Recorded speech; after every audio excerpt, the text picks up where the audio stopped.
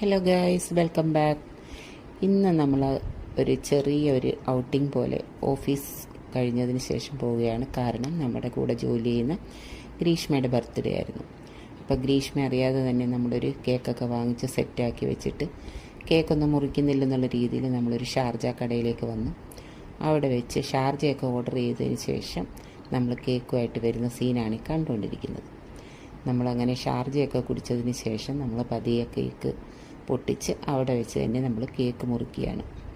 Cake മുറിച്ച് നമ്മളെല്ലാവർക്കും തന്നതിന് ശേഷം ആ കടയിലുണ്ടായിരുന്ന എല്ലാവർക്കും ആ കേക്ക് നമ്മൾ ഷെയർ ചെയ്തു.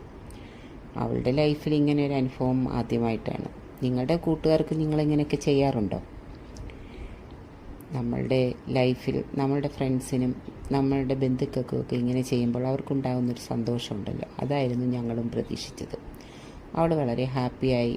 അവൾ ജീവിതത്തിൽ ഇത് മറക്കില്ലെന്ന് പറഞ്ഞു. അങ്ങനെ നമ്മളെല്ലാവരും കൂടി അതൊക്കെ കഴിച്ച് എല്ലാവർക്കും കൊടുത്തതിന് ശേഷം നമ്മളവിടെ നിന്ന് വീട്ടിലേക്ക് പോയി. അപ്പം ഇങ്ങനെ നിങ്ങൾ ചെയ്തിട്ടുണ്ടെങ്കിൽ നമ്മുടെ കമൻറ്റ് ബോക്സിൽ വന്ന് കമൻറ്റ് ഇടാൻ മറക്കരുതേ. ഇഷ്ടപ്പെട്ടാൽ ലൈക്ക് ചെയ്യാനും ഷെയർ ചെയ്യാനും സബ്സ്ക്രൈബ് ചെയ്യാനും മറക്കരുത്. അങ്ങനെ നമ്മൾ വളരെ സന്തോഷത്തോടെ എല്ലാം കഴിഞ്ഞ് നമ്മുടെ വീടുകളിലേക്ക് ഞങ്ങളെല്ലാവരും വന്നു.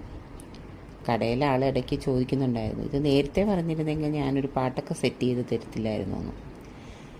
എന്നാലും വേണ്ടിയില്ല, നമ്മൾ വളരെയധികം സന്തോഷത്തോടെ കേക്കൊക്കെ മുറിച്ച് കഴിച്ച് നമ്മൾ സമാധാനമായിട്ട് നമ്മുടെ വീടുകളിലേക്ക് പോയി. അവളും ഹാപ്പിയായിട്ട് അവളുടെ വീട്ടിലേക്ക് പോയി.